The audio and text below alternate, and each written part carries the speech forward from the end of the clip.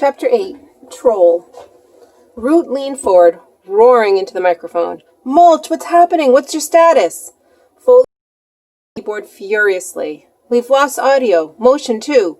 Mulch, talk to me, damn it. I'm running a scan on his vitals. Whoa. What? What is it? His heart has gone crazy, beating like a rabbit. A rabbit? No, wait, it's... What? Breathed the commander, terribly afraid that he already knew. Foley leaned back in his chair. It's stopped. His heartbeat has stopped. Are you sure? The monitors don't lie. All vitals can be read through the iris cam. Not a peep.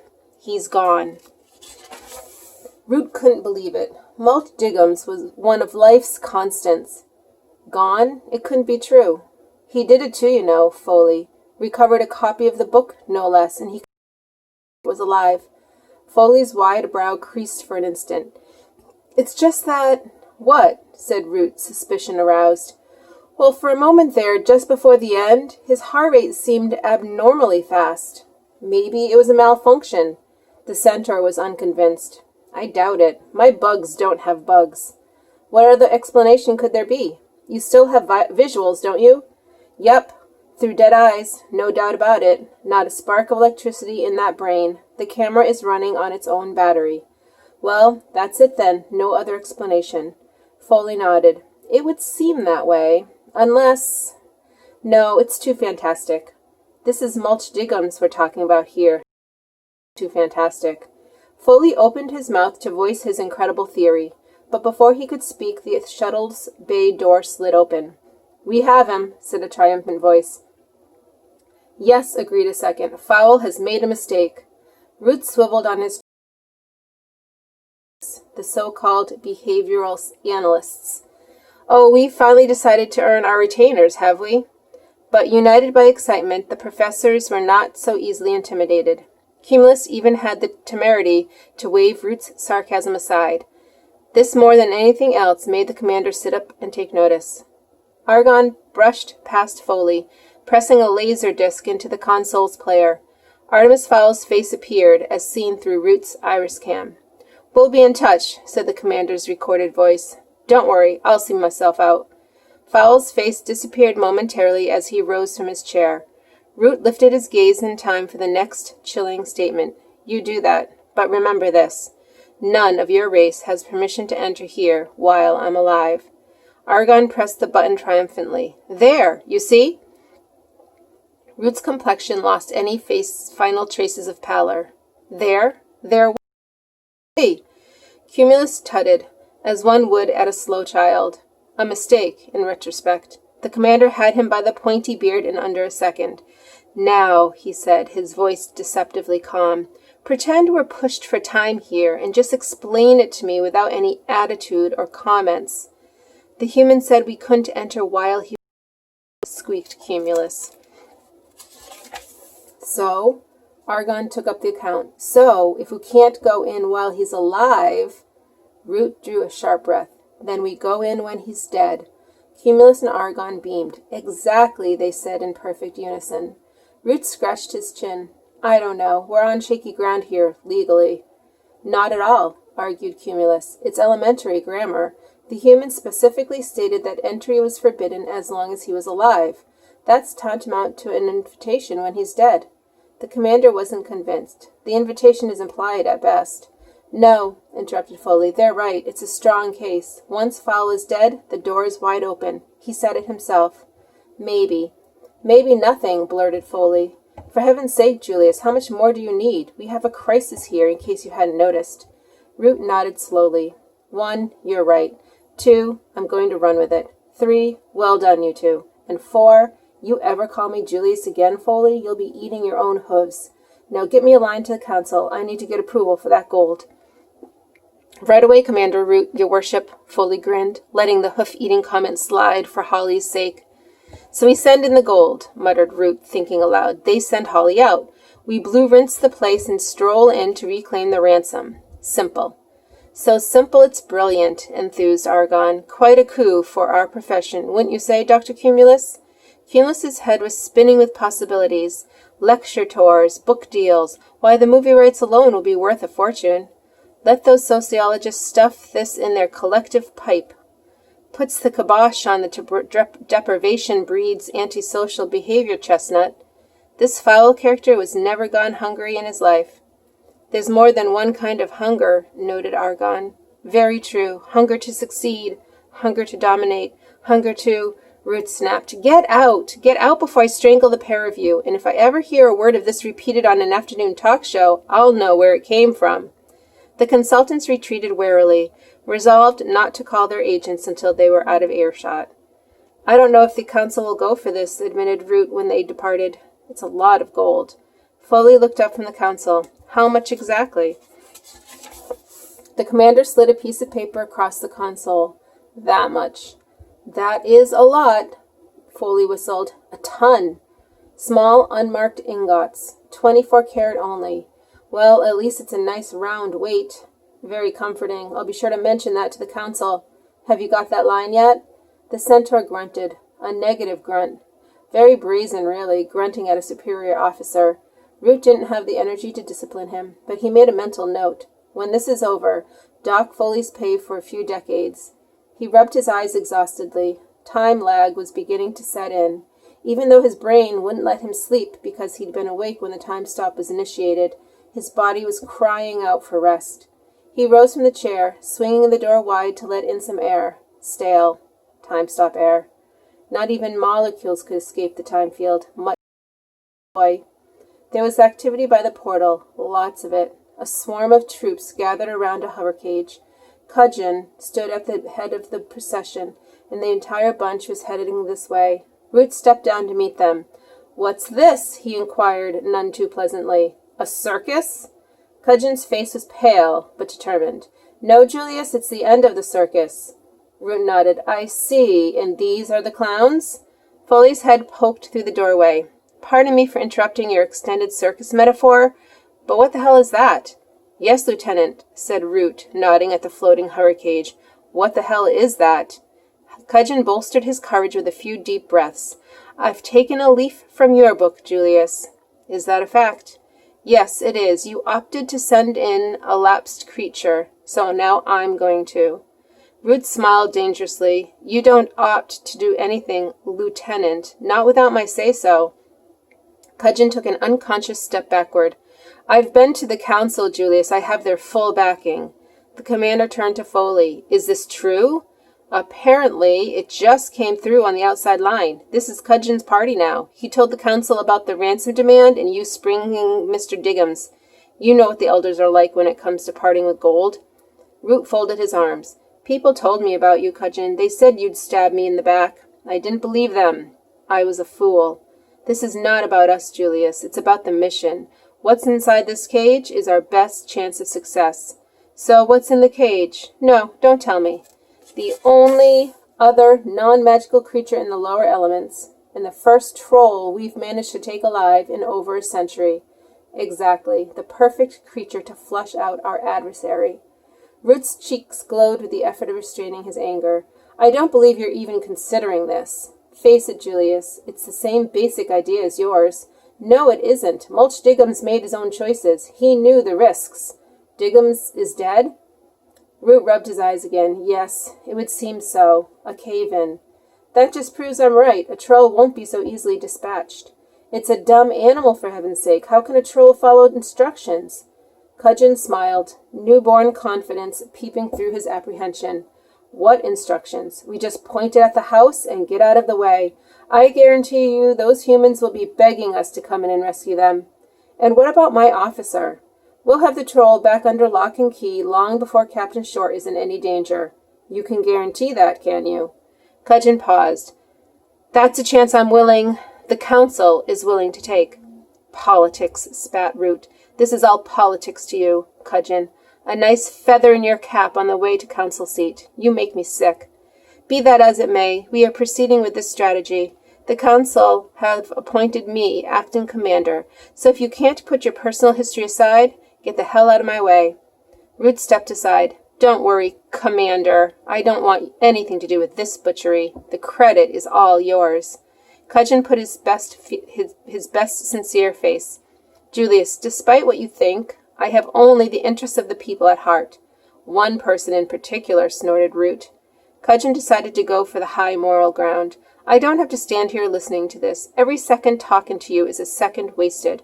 Root looked him straight in the eye. That's about 600 years wasted altogether, friend?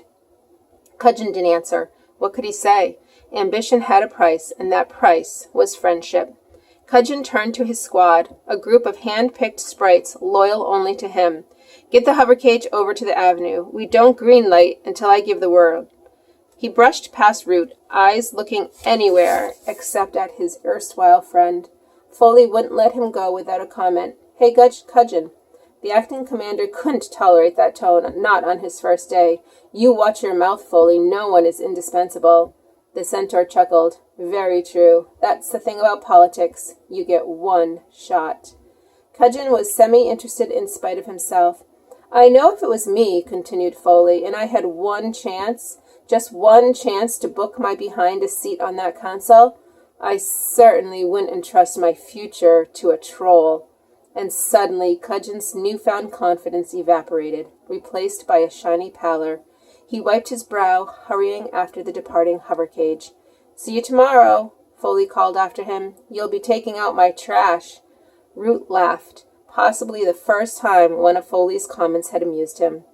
Good man, Foley, he grinned. Hit the backstabber where it hurts, right in the ambition. Thanks, Julius. The grin disappeared faster than a deep-fried pit slug in the LEP canteen. I've warned you about the Julius thing, Foley. Now get that outside line open again. I want that gold ready when Cudgeon's plan goes awry. Lobby all my supporters on the council. I'm pretty sure Lope's one of mine, in Cartes, possibly Vinaya. She's always had a thing for me, devilishly attractive as I am. You're joking, of course. I never joke, said Root, and he said it with a straight face. Holly had a plan, of sorts. Sneak around shielded, reclaim some fairy weaponry, then cause havoc until Fowl was forced to release her. And if several million Irish pounds worth of property damage happened to ensue, well, that was just a bonus. Holly hadn't felt so good in years. Her eyes blazed with power, and there were sparks sizzling below every centimeter of skin. She had forgotten just how good running hot felt. Captain Short felt in control now, on the hunt. This was what she was trained to do. When this affair had started, the advantage had been with the mud people. But now the boot was on the other foot. She was the hunter, and they were the prey. Holly scaled the great staircase, ever vigilant for the giant manservant. That was one individual she wasn't taking any chances with. If those fingers closed around her skull, she was history, helmet or not, assuming she managed to find a helmet. The vast house was like a mausoleum, without a single sign of life inside its vaulted rooms. Spooky portraits, though, each one with foul eyes, suspicious and glittering. Holly determined to torch the lot of them when she recovered her Neutrino 2000. Vindictive, perhaps, but totally justified considering what Artemis Fowl had put her through. She scaled the steps swiftly, following the curve around to the upper landing. A slot of pale light peeped from under the last door on the corridor. Holly placed her palm against the wood, feeling for vibration. Activity all right, shouting and footsteps thundering this way.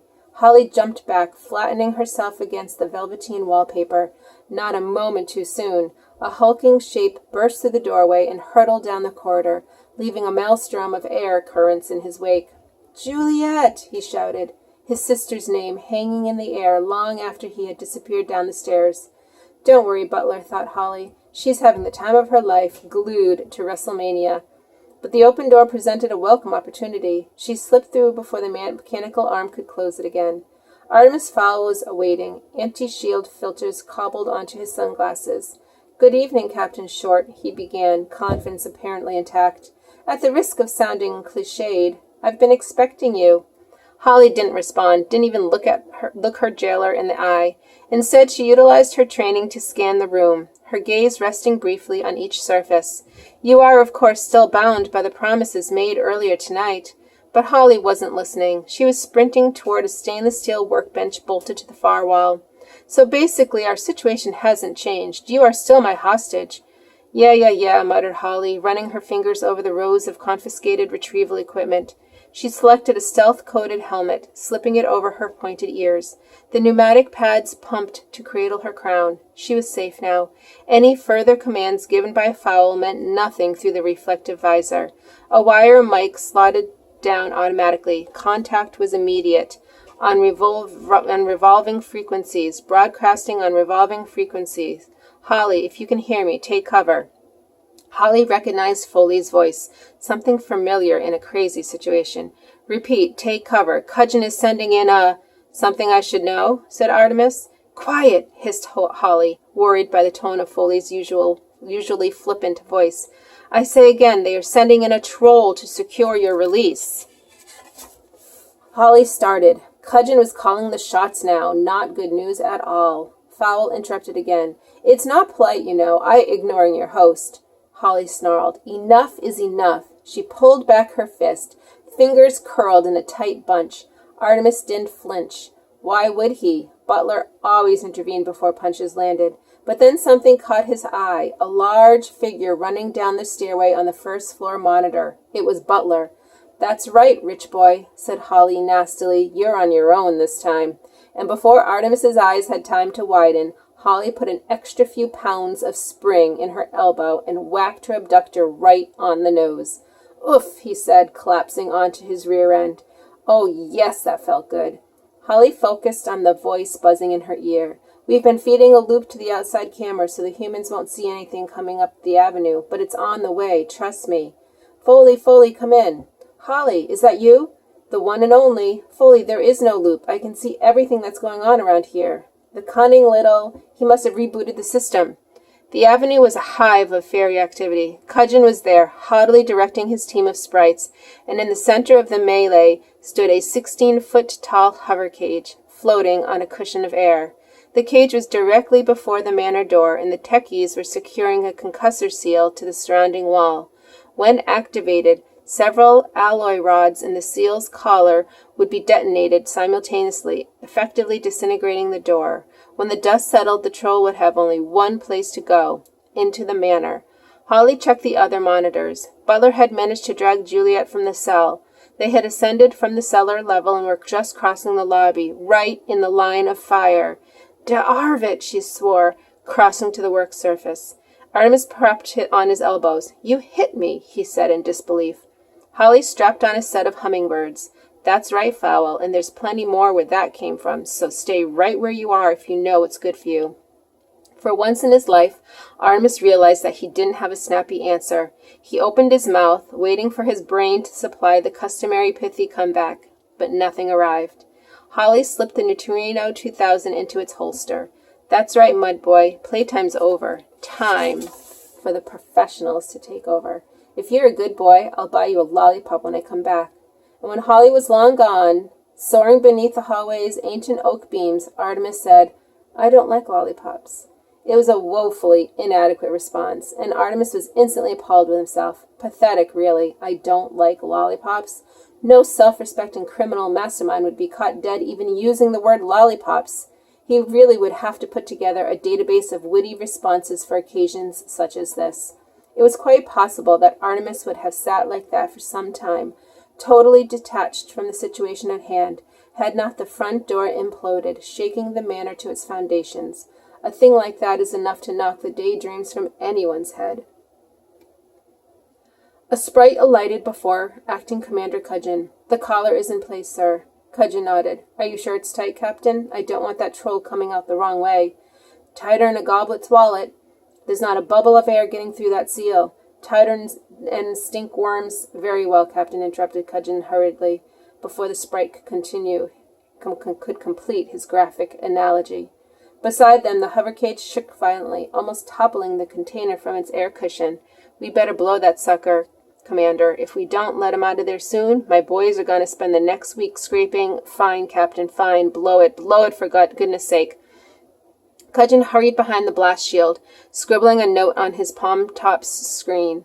Memo. Remind the sprites to watch their language. After all, I am a commander now. The foul-mouthed captain in question turned to the hover cage's cab door. Blow her, chicks! Blow the door off its damn hinges! Yes, sir! Off its damn hinges! That's the road, Roger! Cudgeon winced. There'd be a general meeting tomorrow, first thing.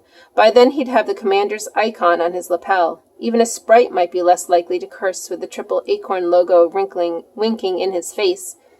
Chicks pulled down his shrapnel goggles, even though the cab had a quartz windscreen. The goggles were cool. Girls loved them, or so the driver thought. In his mind's eye, he saw himself as a grim-faced daredevil. Sprites were like that. Give a fairy a pair of wings and he thinks he's God's gift to women. But Chick's Verbal's ill-fated quest to impress the dames is, once again, another story. In this particular tale, he serves only one purpose, and that is to melodramatically push the detonate button, which he does with great aplomb. 24 controlled charges detonated in their chambers, driving 24 alloy cylinders out of their mount at over 1,000 miles per hour. Upon impact, each bar pulverized the contact area plus the surrounding 15 centimeters, effectively blowing the door off its damn hinges, as the captain would say. When the dust settled, the handlers winched back the containment wall inside the cage and began hammering the side panels with the flats of their hands. Cudgeon peeped out from behind the blast shield. "All clear, Captain?" "Just a damn second, Commander." "Chicks, how are we doing?" Chicks checked the cab's monitor. "He's moving. The hammering is spooking him. The claws are coming out. My, he's a big sucker. I wouldn't want to be that recon babe if she gets in the way of this." Cudgeon felt a momentary pang of guilt, which he dispelled with his favorite daydream, a vision of himself sinking into a beige velour council seat. The cage heaved violently, almost dislodging Chicks from his seat. He held on like a rodeo rider. "Whoa, he's on the move. Lock and load, boys. I have a feeling that any second we're going to be getting a cry for help." Cudgeon didn't bother locking and loading. He preferred to leave that sort of thing to the foot soldiers. The acting commander considered himself too important to be risked in an insecure situation. For the good of the people in general, it was better he remain outside the op zone. Butler took the stairs 4 at a time. It was possibly the first time he had ever abandoned Master Artemis in a time of crisis. But Juliet was family, and there was obviously something wrong with his baby sister. That fairy had said something to her, and now she was just sitting in the cell giggling. Butler feared the worst. If anything were to happen to Juliet, he didn't know how he'd live with himself. He felt a dribble of sweat slide down the crown of his shaven head. This whole situation was shooting off in bizarre directions. Fairies, magic, and now a hostage loose in the manor. How could he be expected to control things? It took a 4-man team to guard the lowliest politician, but he was expected to contain this impossible situation on his own. Butler sprinted down the corridor into what had until recently been Captain Short's cell. Juliet was sprawled on the cot, enraptured by a concrete wall. "What are you doing?" he gasped, drawing the Sig Sauer 9mm with practiced ease. His sister barely spared him a glance. "Quiet, you big ape. Louis the love machine is on. He ain't so tough. I could take him." Butler blinked. She was talking gibberish, obviously drugged. "Let's go. Artemis wants us upstairs in the situations room." Juliet pointed a manicured finger at the wall. "Artemis can wait. This is for the Intercontinental title, and it's a grudge match. Louis ate the Hogman's pet piggy." The manservant studied the wall. It was definitely blank. He didn't have time for this. "Right, let's go," he growled, slinging his sister over a broad shoulder. "No, you big bully," she protested, hammering his back with tiny fists. "Not now! Hogman! Hogman!" Butler ignored the objections, settling into a loping run. Who the hell was this Hogman person? One of her boyfriends, no doubt. He was going to keep closer tabs on callers in the lodge in future. "Butler, pick up." It was Artemis, on the handheld. Butler jiggled his sister up a foot so he could reach his belt.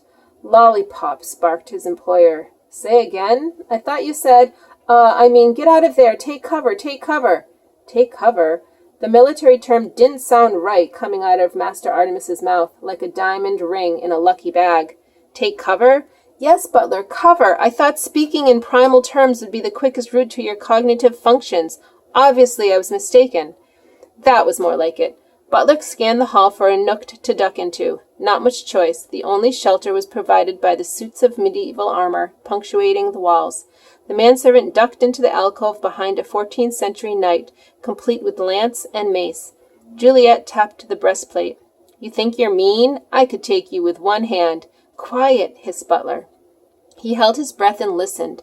Something was approaching the main door, something big. Butler leaned out far enough to get one eye on the lobby. Then you could say that the doorway exploded. But that particular verb doesn't do the action justice. Rather, it shattered into infinitesimal pieces. Butler had seen something like this once before when a Force 7 earthquake had rippled through a Colombian drug lord's estate seconds before he had been scheduled to blow it up. This was slightly different, more localized, very professional. It was classic anti-terrorist tactics. Hit 'em with smoke and sonics, then go in while the targets were disoriented. Whatever was coming, it would be bad. He was certain of it. He was absolutely right. Dust clouds settled slowly, depositing a pale sheet on the Tusinian rug. Madame Fowl would have been furious if she ever put so much as a toe outside the attic door. Butler's instincts told him to move. Zigzag across the ground floor. Make for higher ground. Stay low to minimize the target. This would be the perfect time to do it, before visibility cleared. Any second now, a hail of bullets would be whistling through the archway, and the last place he wanted to be was pinned down on a lower level. And on any other day, Butler would have moved. He would have been halfway up that stairway before his brain had time for second thoughts. But today he had his baby sister over his shoulder, spouting gibberish, and the last thing he wanted to do was expose her to murderous assault fire. With Juliet in this state she was in, she'd probably challenged the fairy commandos to a tag wrestling match. And though his sister talked tough, she was just a kid, really. No match for trained military personnel. So Butler hunkered down, propped Juliet against the tapestry behind a suit of armor, and checked his safety catch. Off. Good. Come and get me, fairy boys. Something moved in the dust haze. It was immediately obvious to Butler that the something wasn't human. The manservant had been on too many safaris not to recognize an animal when he saw it. He studied the creature's gait, possibly simian, similar upper body structure to an ape, but bigger than any primate Butler had ever seen. If it was an ape, then his handgun wasn't going to be of much use. You could put 5 rounds in the skull of a bull ape, and he'd still have time to eat you before his brain realized he was dead. But it wasn't an ape. Apes didn't have night eyes. This creature did, glowing crimson pupils, half hidden behind shaggy forelocks. Tusks, too, but not elephantine. These were curved with serrated edges, gutting weapons. Butler felt a tingle low in his stomach. He'd had the feeling once before, on his first day at the Swiss Academy. It was fear. The creature stepped clear of the dust haze. Butler gasped. Again, his first since the Academy. This was like no adversary he'd ever faced before. The manservant realized instantly what the fairies had done. They had sent in a primal hunter, a creature with no interest in magic or rules, a thing that would simply kill anything in its way, regardless of species. This was the perfect predator. That much was clear from the meat-ripping points on its teeth, from the dried gore crusted beneath its claws, and from the distilled hatred spilling from its eyes. The troll shambled forward, squinting through the chandelier light. Yellowed claws scraped along the marble tiling, throwing up sparks in their wake. It was sniffling now, snorting curious breaths, head cocked to one side. Butler had seen that pose before, on the snouts of starved pit bulls, just before their Russian handlers set them loose on a bear hunt. The shaggy head froze, its snout pointed directly at Butler's hiding place. It was no coincidence. The manservant peeked out between the chain-mail fingers of a gauntlet. Now came the stalk. Once a scent had been acquired, the predator would attempt a slow, silent approach before the lightning strike. But apparently the troll had not read the predator's handbook, because it didn't bother with a stealth approach, jumping directly to the lightning strike. Moving faster than Butler would have believed possible, the troll sprang across the lobby, brushing the medieval armor's side as though it were a shop mannequin. Juliet blinked. "Oh," she gasped, "it's Bigfoot Bob, Canadian champion 1998. I thought you were in the Andes looking for your relatives." Butler didn't bother to correct her. His sister wasn't lucid. At least she would die happy. While his brain was contemplating this morbid observation, Butler's gun hand was coming up. He squeezed the trigger as rapidly as the Sigsaur's mechanism would allow. 2 in the chest, 3 between the eyes. That was the plan. He got the chest shots in, but the troll interfered before Butler could complete the formation.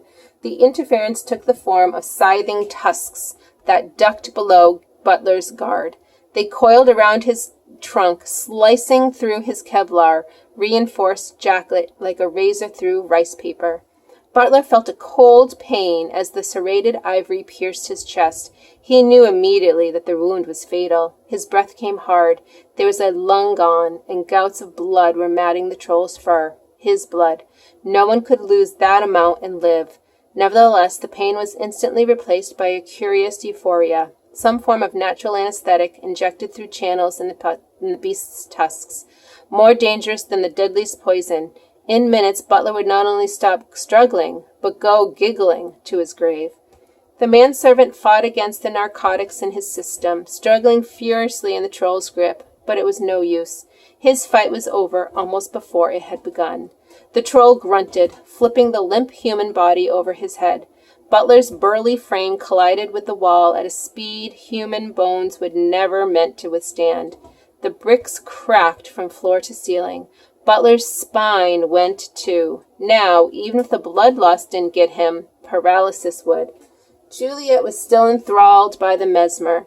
"Come on, brother, get off the canvas. We all know you're faking." The troll paused, some basic curiosity piqued by the lack of fear. He would have suspected a trick if he could have formulated such a complicated thought. But in the end, appetite won out. This creature smelled flesh, fresh and tender. Flesh from above ground was different, laced with surface smells. Once you've had open-air meat, it's hard to go back. The troll ran a tongue over his incisors and reached out a shaggy hand.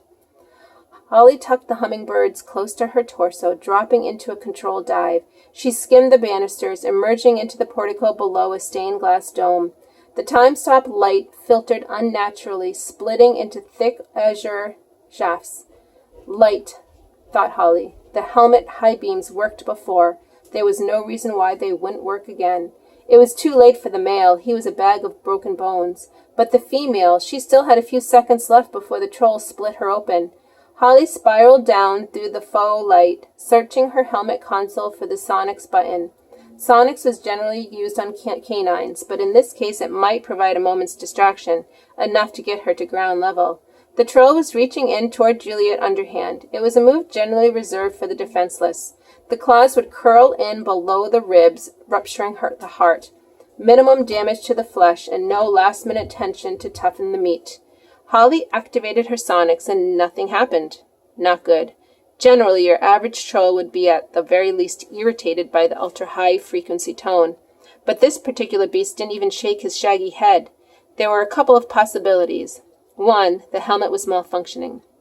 2, this troll was deaf as a proverbial post. Unfortunately, Holly had no way of knowing as the tones were inaudible to fairy ears. Whatever the problem, it forced Holly to adopt a strategy she would rather not have resorted to: direct contact. All to save a human's life. She'd gone Section 8, without a doubt. Holly jerked the throttle, straight from fourth to reverse. Not very good for the gears. She'd get a dressing down from the mechanics for that, in the unlikely event she actually survived this never-ending nightmare.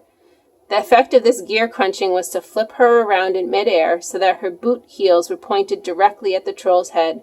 Holly winced. 2 entanglements with the same troll. Unbelievable.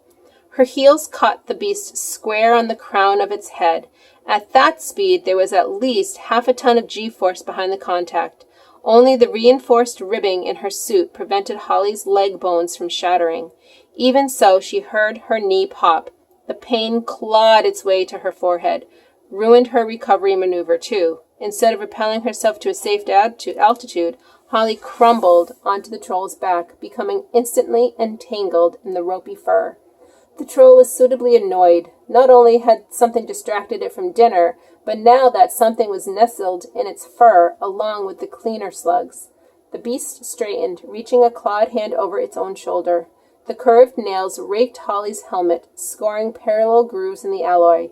Juliet was safe for the moment, but Holly had taken her place on the endangered individuals list. The troll squeezed tighter, somehow securing a grip on the helmet's anti-friction coating, which, according to Foley, was impossible to grip. Serious words would be had. If not in this life, then definitely the next. Captain Short found herself being hoisted aloft to face her old enemy.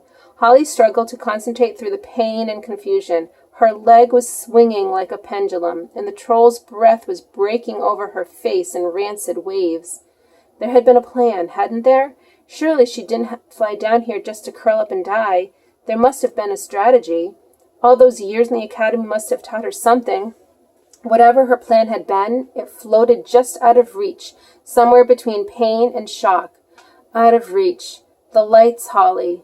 A voice in her head, probably talking to herself. An out-of-body-head experience. Ha, she must remember to tell Foley about this. Foley? Hit the lights, Holly. If those tusks get to work, you'll be dead before the magic can kick in. Foley, is that you? Holly may have said this aloud, or she may have just thought it. She wasn't sure. The tunnel high beams, Captain. A different voice, not so cuddly. Hit the button now. That's an order. Oops, it was Root. She was falling down on the job again. First Hamburg, then Martina Franca. Now this. Yes, sir, she mumbled, trying to sound professional. Press it. Now, Captain Short. Holly looked the troll straight in its merciless eyes and pressed the button. Very melodramatic. Or it would have been if the lights had worked. Unfortunately for Holly, in her haste, she'd grabbed one of the helmets cannibalized by Artemis Fowl. Hence no sonics, no filters, and no tunnel beams. The halogen bulbs were still installed, but the wires had come loose during Artemis's investigation. Oh dear, breathed Holly.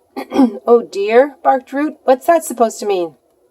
The beams are offline, explained Foley. Oh, Root's voice trailed off. What more was there to say? Holly squinted at the troll. If you didn't know trolls were dumb animals, you'd swear the beast was grinning, standing there with blood dripping from various chest wounds, grinning. Captain Short didn't like being grinned at. Laugh this off, she said, and butted the troll with the only weapon available to her, her helmeted head. Valiant, undoubtedly, but about as effective as trying to cut down a tree with a feather. Luckily, the ill-advised blow had a side effect. For a split second, 2 strands of conductor filament connected, sending power flooding to one of the tunnel beams. 400 watts of white light blasted through the troll's crimson eyes, dispatching lightning rods of agony to the brain. Heh, mumbled Holly in the second before the troll convulsed involuntarily. Its spasms sent her spinning across the parquet floor, leg jittering along behind her. The wall was approaching at an alarming speed. Maybe, thought Holly hopefully, this will be one of those impacts where you don't feel any pain until later. No, replied her pessimistic side. Afraid not. She slammed into a Norman narrative tapestry, bringing it tumbling down on top of her. Pain was immediate and overwhelming. Oof, grunted Foley. I felt that. Visuals are shot.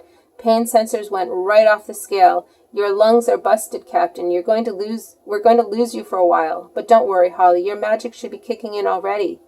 Holly felt the blue tingle of magic scurrying to her various injuries. Thank the gods for acorns. But it was too little, too late. The pain was way beyond her threshold.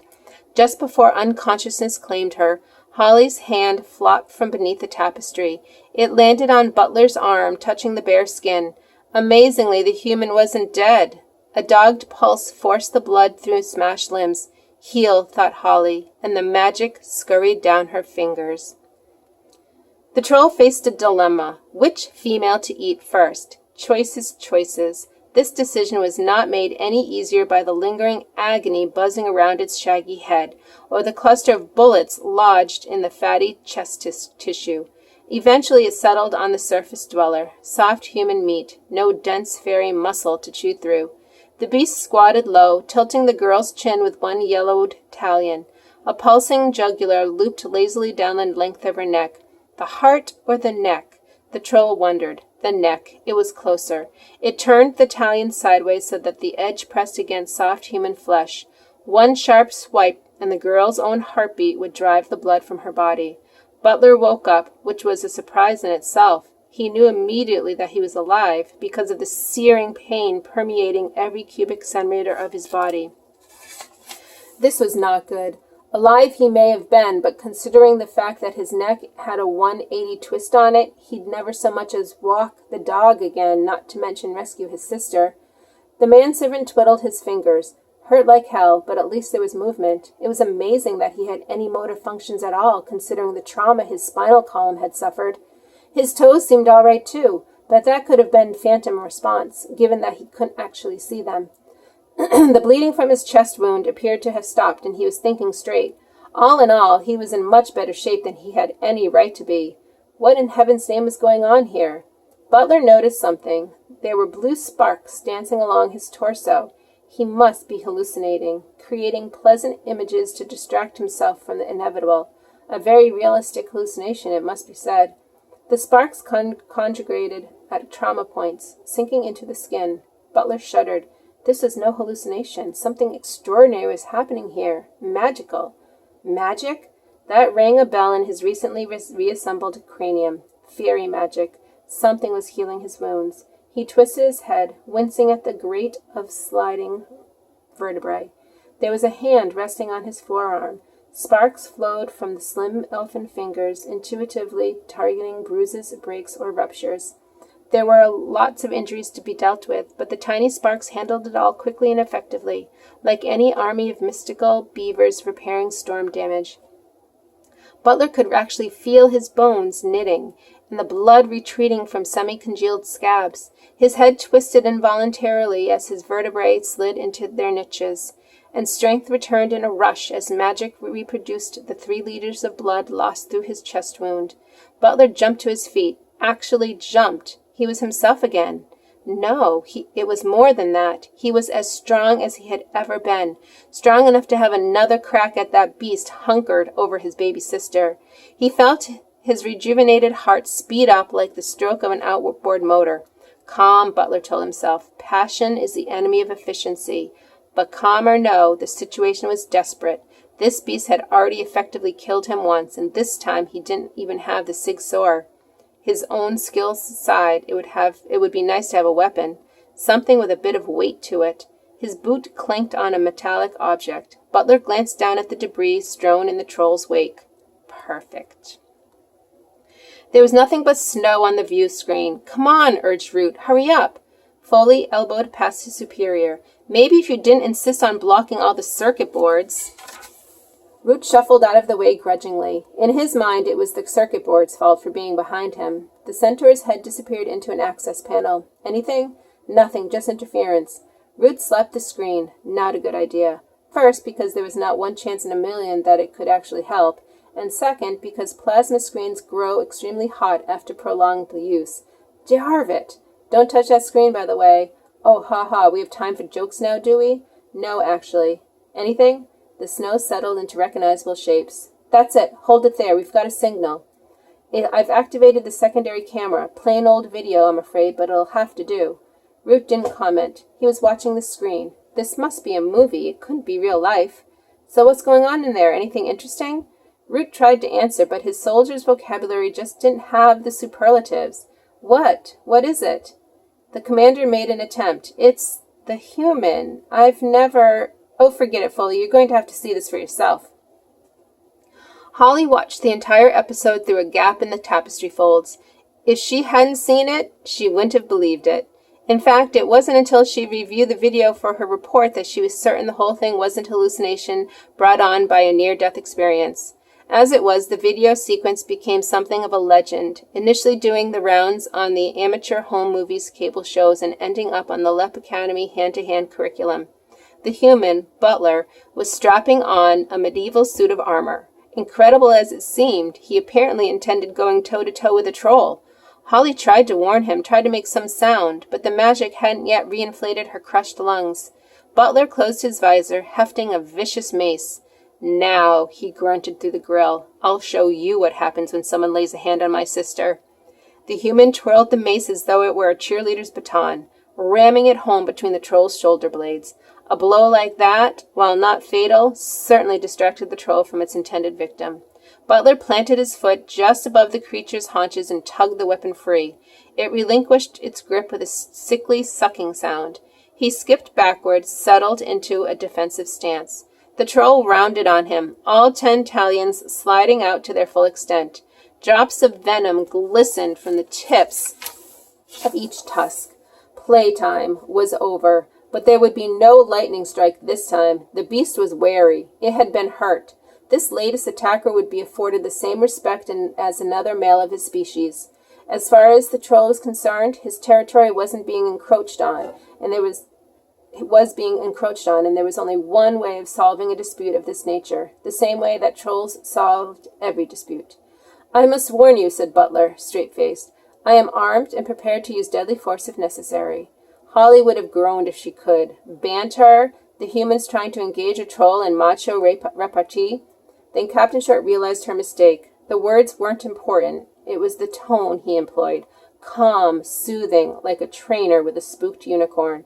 "Step away from the female. Easy now." The troll ballooned its cheeks and howled. Scare tactics. Testing the waters. Butler didn't flinch. Yeah, real scary. Now just back out of the door and I won't have to cut you into little pieces." The troll snorted, miffed by this reaction. Generally, his roar sent whatever creature was facing it scurrying down the tunnel. One step at a time, nice and slow. Easy there, big fellow. You could almost see it in the troll's eyes, a flicker of uncertainty. Maybe this human was, and that was when Butler struck. He danced under the tusks, hammering home a devastating uppercut with his medieval weapon. The troll staggered backward, talons flailing wildly, but it was too late. Butler had stepped out of reach, scooting across to the other side of the corridor. The troll lumbered after him, spitting dislodged teeth from pulped gums. Butler sank to his knees, sliding and turning, the polished floor bearing him like an ice skater. He ducked and pirouetted, facing his pursuer. "Guess what I found," he said, raising the Sig Sauer. No chest shots this time. Butler laid in the rest of the automatic's clip in a 10-centimeter diameter between the troll's eyes. Unfortunately for Butler, due to millennia spent butting each other, trolls have developed a thick ridge of bone covering